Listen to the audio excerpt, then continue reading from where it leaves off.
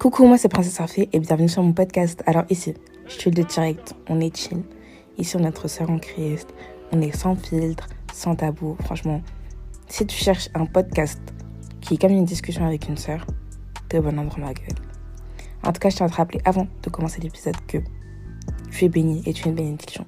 Tu es béni parce que tu es le temple du Saint-Esprit. Et tu es une bénédiction parce que je suis béni par ta présence.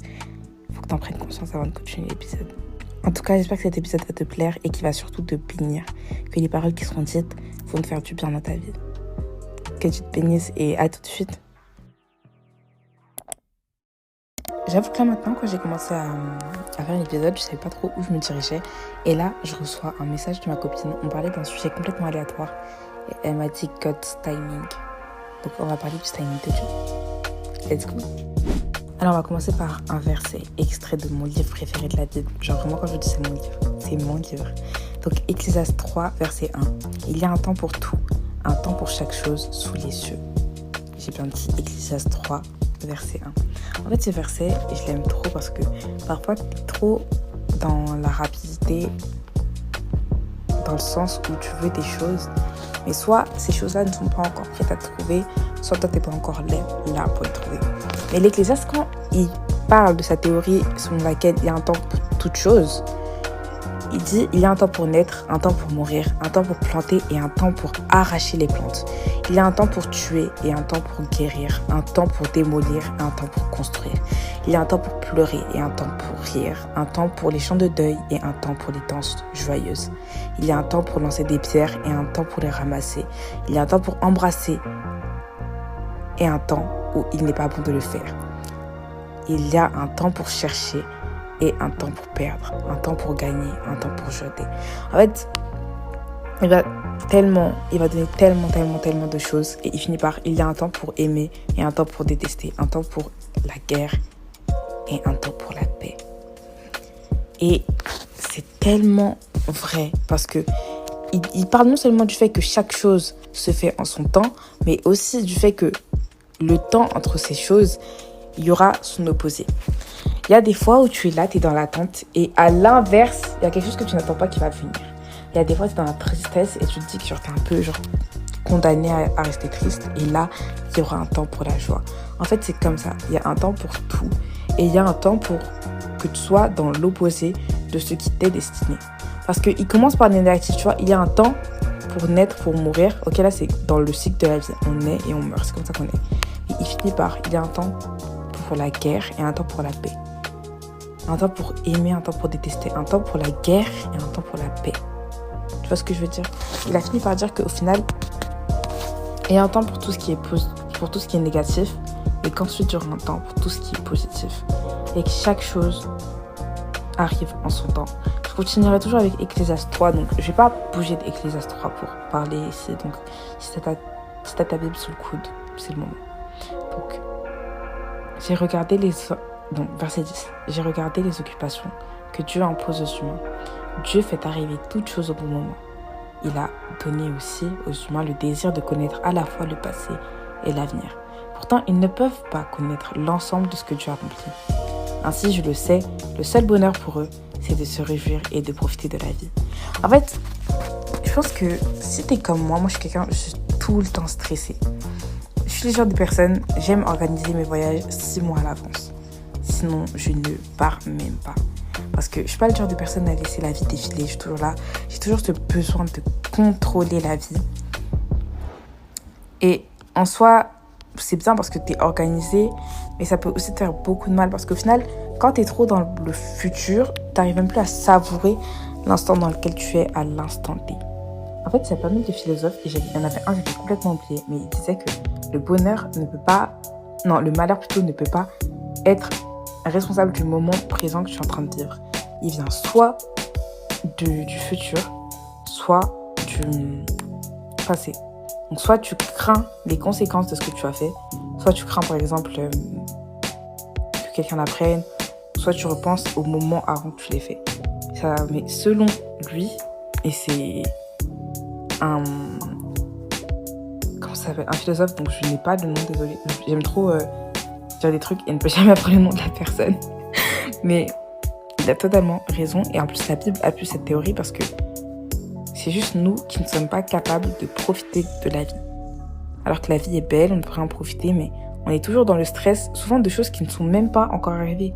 Parce que la Bible le dit elle-même, et là c'est l'Ecclésiaste qui le dit, il a donné aussi aux humains le désir de connaître à la fois le passé et l'avenir.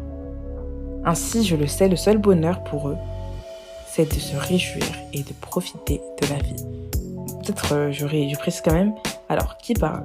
Celui qui parle, c'est le roi Salomon, donc c'est un des fils de David, il me semble. Vous pouvez me corriger, je sais que parfois je dis des trucs et je mélange juste tout, mais apparemment c'est le roi Salomon, le fils de David, donc il a appelé l'Ecclésiaste, le sage, aussi j'avais vu quelque part qu'on l'appelait l'ancien, donc quelqu'un qui est assez sage, qui a un certain vécu. Et dans le livre de l'Ecclésiaste, il va parler de la façon dont on vit sur Terre, sur nos envies, nos aspirations et qu'est-ce qui se cache derrière ces dernières. Pourquoi on pense d'une certaine manière, pourquoi on va tout le temps chercher la validation des gens. Et en fait, tu vois, quand je te demande à quoi ça sert de vivre, et ben l'Ecclésiaste s'est posé exactement la même question. Et son livre y répond. Il me semble que c'est 11 ou 12 chapitres.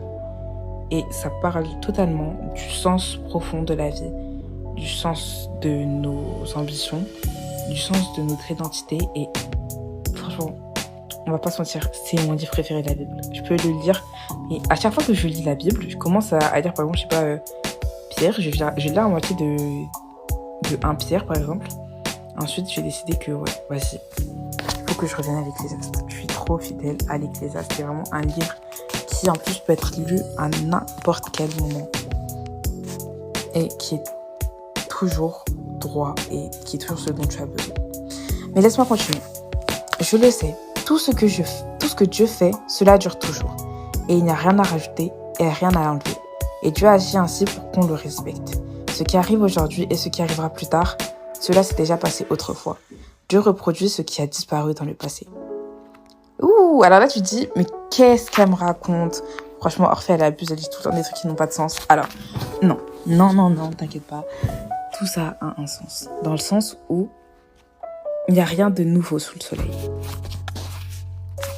Ok, donc tout ce que toi tu vis, les sentiments que tu ressens, il y a forcément quelqu'un, un personnage de la Bible ou quelqu'un, je sais pas, qui a senti et vécu la même chose que toi. Inconcevable pour toi peut-être, mais c'est pourtant vrai. Parce qu'il n'y a vraiment rien de nouveau sous le soleil. Ça, c'est une phrase que j'ai piquée à l'Ecclésiaste. Okay, il le dit très souvent. Et il dit même que tout ce qu'on vit finit par la mort. Voilà, verset 16, je précise verset 16. Voilà ce que j'ai encore vu sous le soleil. Là où on doit respecter les lois, on trouve la justice. Là où on doit rendre la justice, on trouve l'injustice. Je me suis dit alors, Dieu jugera-t-il celui qui agit bien et celui qui agit mal ? En effet, il y a un temps pour tout, et il jugera chacune de nos actions. Au sujet des humains, je me suis dit, Dieu veut voir ce qu'ils valent et leur montrer qu'ils sont comme les animaux. Oui, ils finissent comme les animaux. Ils ont le même souffle de vie.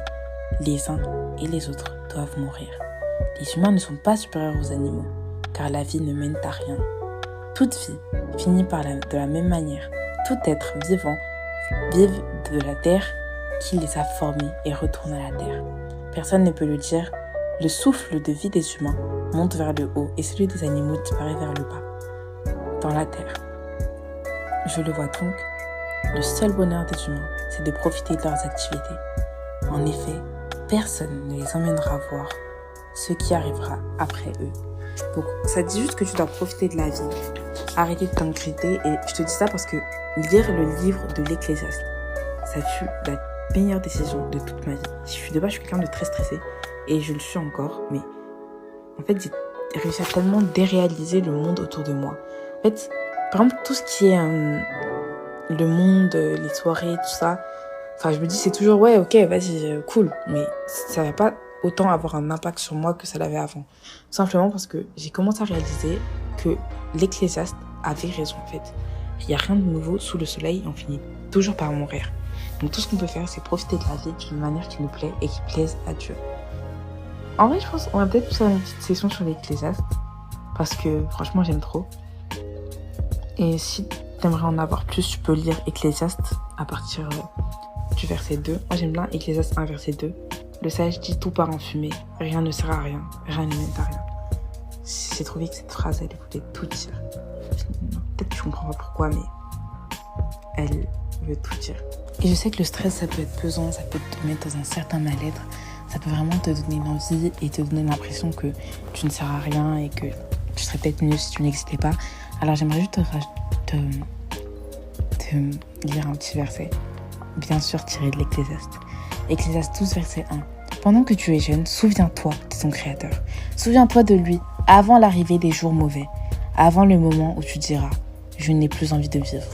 À ce moment-là, le soleil et la lumière paraissent sombres. La lune et les étoiles s'éteignent. Les nuages reviennent après la pluie. Alors les gardiens de la maison tremblent de peur. Les gens forts se courbent. Les femmes arrêtent de piler parce qu'elles sont trop nombreuses. Celles qui regardaient par la fenêtre perdent leur beauté. Donc j'aimerais bien juste te dire que même si tu penses que ta vie ne sert plus à rien, il faut que tu te rappelles que c'est pas la société ou même toi qui définit ta valeur. Ce qui définit ta valeur, c'est Dieu. Rapproche-toi du Créateur avant les jours mauvais, comme l'a dit l'Ecclésiaste. Et au final, dis-toi que, comme l'a dit l'Ecclésiaste, tout part en fumée. Rien ne mène à rien. On finit tous par mourir et on naît puis on meurt. Puis dis-toi que pendant ce court laps de temps pendant lequel on est sur la Terre, la meilleure chose à faire, ce ne serait pas juste de profiter, de vivre, de s'ouvrir au monde et de voir à quel point le monde que Dieu a créé est magnifique. Il a créé tellement de gens intéressants, un monde magnifique. Et même si le monde a ses défauts et qu'on l'a peut-être un peu pourri, il n'en est moins que tu dois profiter de ta vie, ok? Et la Bible dit encore à propos d'Ecclésiaste, le sage n'a pas seulement été un sage, mais de plus, il a enseigné aux gens ce qu'il savait. Il a réfléchi sur beaucoup de proverbes et il les a examinés et corrigés. Le sage s'est appliqué à trouver des paroles agréables. Et il a écrit honnêtement ce qui est vrai. Les paroles des sages sont comme des bâtons pointus qui font avancer les animaux. Ceux qui écrivent des livres sont comme des piquets bien plantés. Tout est donné par Dieu, qui est le seul berger. Donc, dis-toi bien qu'il faut juste que tu profites de la vie, que tu essaies de devenir sage, d'avoir un regard reculé sur la vie et que tu puisses apprendre à l'aimer, à en profiter. Fais-le pour toi, ok? Et fais-le pour Dieu. En tout cas, merci de m'avoir écouté.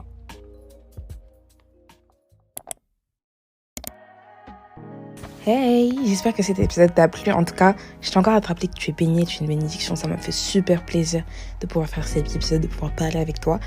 Et franchement, si t'as besoin de quelque chose, si t'as une question à me poser, quelque chose que t'as envie de me dire, ou juste pour parler, hein. Si t'as besoin de quelqu'un à qui parler, il y a mon Insta et mon TikTok en bio. Donc, je répondrai à toute heure. Et j'essaie toujours de répondre le plus rapidement que je peux. En tout cas, sache que tu es bénie et vraiment, tu es une bénédiction. Et j'insiste encore sur ce point. Il faut que tu saches qui tu es. Ok? Bisous et que Dieu te bénisse.